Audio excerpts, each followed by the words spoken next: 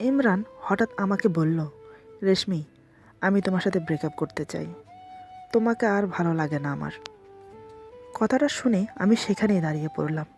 কি বলছি ইমরান? আমাদের রিলেশন মাত্র 15 দিন হতে চলল, আজ বলছে কিনা ব্রেকআপ। আমি অবাক হয়ে তাকিয়ে আছি ওর দিকে। আমি রেশমি, একটা প্রাইভেট অফিসে চাকরি করি। আজ প্রায় 6 মাস হলো জয়েন করেছি। আমি জয়েন করার 2 মাস পর ইমরান জয়েন করে ম্যানেজার পোস্টে। আমার কাজ ছিল ফাইল চেক করা এবং ইমরানের সাইন নিয়ে ফাইলগুলো বড় অফিসে পাঠানো। আমার বাসা 3 বাসার পর ইমরানের বাসা, তাই আমরা প্রতিদিন অফিস ছুটির পর একসাথে আসি। রাস্তায় চলতে চলতে আমাদের মাঝে অনেক কথা হয়। ইমরান ছেলেটা যেমন দেখতে হ্যান্ডসাম, তেমন মনের দিক দিয়ে অনেক ভালো। ওকে আমার খুব ভালো লাগে। সব সময় মুখে একটা হাসি লেগেই থাকে। ওর হাসিটা আরও আকর্ষণ করে আমাকে। সব সময় একসাথে যাতায়াতের ফলে আমরা খুব ভালো বন্ধু হয়ে গেলাম। একে অপরকে তুমি বলে সম্বোধন করি। দেখতে দেখতে 4 মাস হয়ে গেল ইমরান এই অফিসে এসেছে। সবার সাথে ভালো একটা বন্ধুত্ব হয়ে গেছে ওর। এক সময় দেখতে দেখতে আমার বার্থডেও চলে এলো। সবাই জানলেও ইমরান জানতো না। সকালে অফিসে প্রবেশ করা মাত্রই একজন কলিগ আমাকে উইশ করলো। সেটা মনে হয় যত সম্ভব ইমরান শুনতে পেয়েছে, তারপরও আমাকে কিছু বলেনি। লাঞ্চ টাইম, ইমরান একটু কাজ আছে বলে বেরিয়ে গেল, সাথে আরও 2জন কলিগকে নিয়ে। রাতে যখন অফিস ছুটি হলো, তখন সবাই একসাথে আমাকে বার্থডে উইশ করলো। ইমরান আমাকে একটা ফুলের তোড়া হাতে দিয়ে বার্থডে উইশ করলো।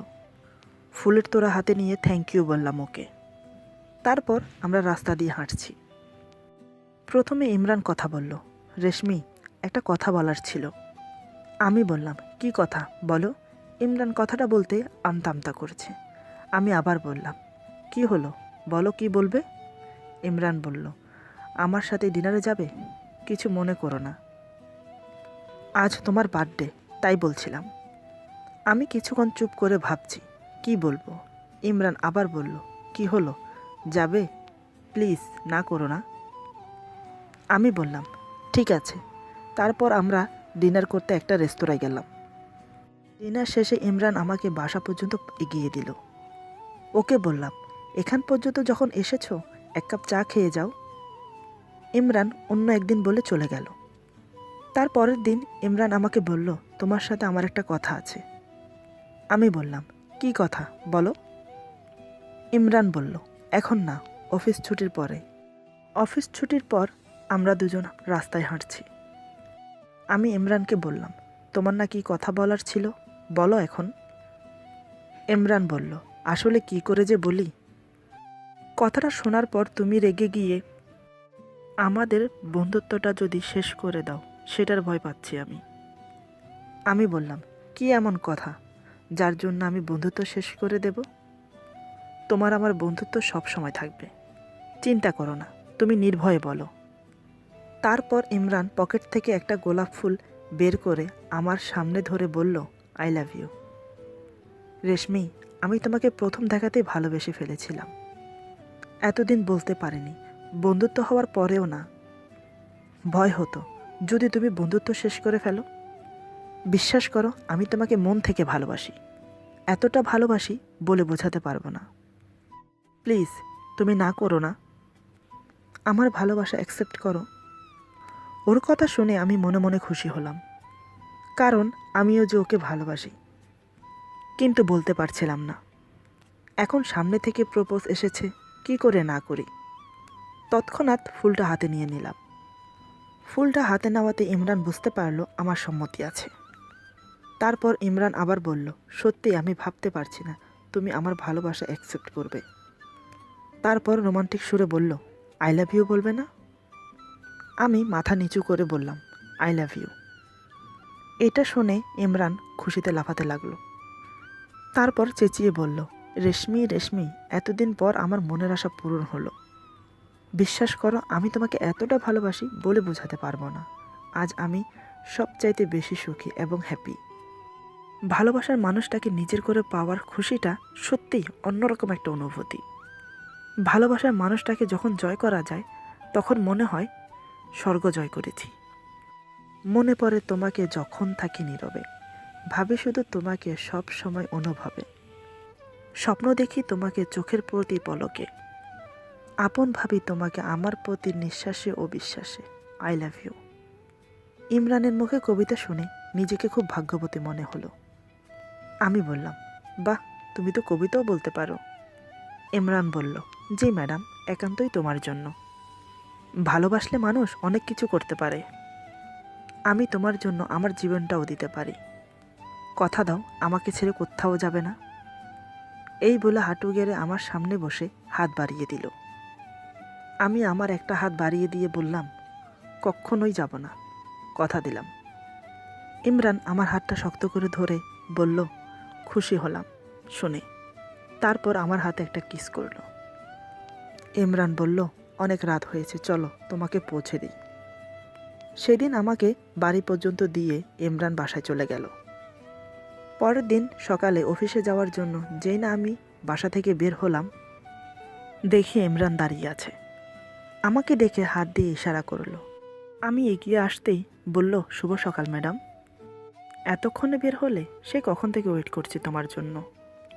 আমি বললাম, ওয়েট করতে কে বলেছে? তুমি তো আমার বাসায় আসতে পারো, আসোনি কেন?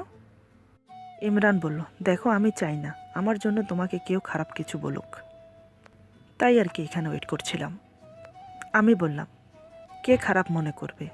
বাসায় তো কেউ নেই, আমি একা থাকি। তুমি চাইলে যে কোনো সময় আসতে পারো, তাতে আমার কোনো আপত্তি নেই। ইমরান বলল, সময় হোক, নিশ্চয় বাসায় যাব। আর যখন যাব তখন তোমাকে আরও কাছে চাইব, তখন কিন্তু বাধা দিতে পারবে না। আর তুমি বাধা দিলে কি আমি শুনব? ভালোবাসি যে তোমায়। আমি বললাম, দেখা যাক, এখন চলো অফিসে। তারপর আমরা কথা বলতে বলতে অফিসে চলে এলাম।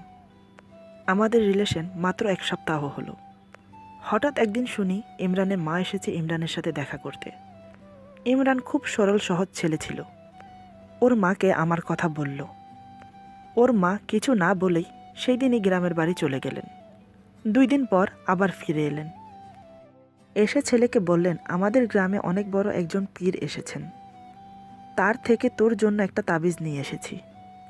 তাবিজটা হাতে বেঁধে নেয়। ইমরান মাকে খুব সম্মান করত।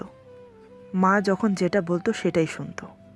মায়ের কথা মতো তাবিজটা হাতে বেঁধে নিল। কে জানতো এ তাবিজ কোনো পীর বাবার না। এ তাবিজ ছিল আমাকে আর ইমরানকে আলাদা করার জন্য। ইমরানের মা শহরের মেয়েদের পছন্দ করে না। ইমরানের মুখে যখন শুনল আমি অফিসে চাকরি করি, তাই ইমরানের মার আরও অপছন্দ হলো। ছেলেকে কিছু বলেননি, কারণ উনি চান না ছেলের মনে কোনো কষ্ট যাক। তাই তিনি নিজের প্ল্যান অনুযায়ী কাজ করল। তাতে কি হলো? সাপও মরল, লাঠিও ভাঙল না।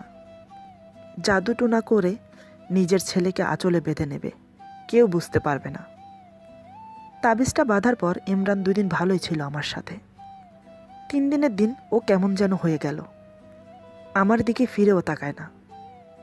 তার পরের দিন আমাকে এড়িয়ে চলা শুরু করলো। আমি মনে করলাম হয়তো উপর থেকে চাপ পড়েছে ওর উপর, তাই হয়তো এমন করছে। কিন্তু না, 7 দিনের দিন ও আমাকে বলল, ছুটির পর তোমার সাথে আমার কথা আছে। আমি বাহিরে ওয়েট করছিলাম। কিছুক্ষণ পর ইমরান আসলো। আমি আর ইমরান বাসার দিকে রওনা দিলাম। আমি বললাম, কি হলো, চুপ করে আছো কেন? কিছু বলো, তুমি না বললে কথা আছে।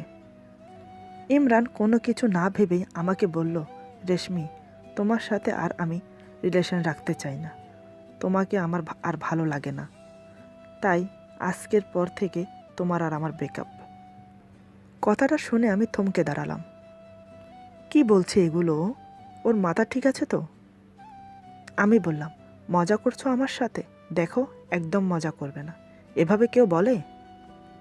ইমরান বলল, মজা করছি না, সত্যি বলছি, তোমার সাথে আমি আর রিলেশনে থাকতে চাই না। তোমাকে আমার আর ভালো লাগে না। বুঝতে পারছো কি বলছি আমি?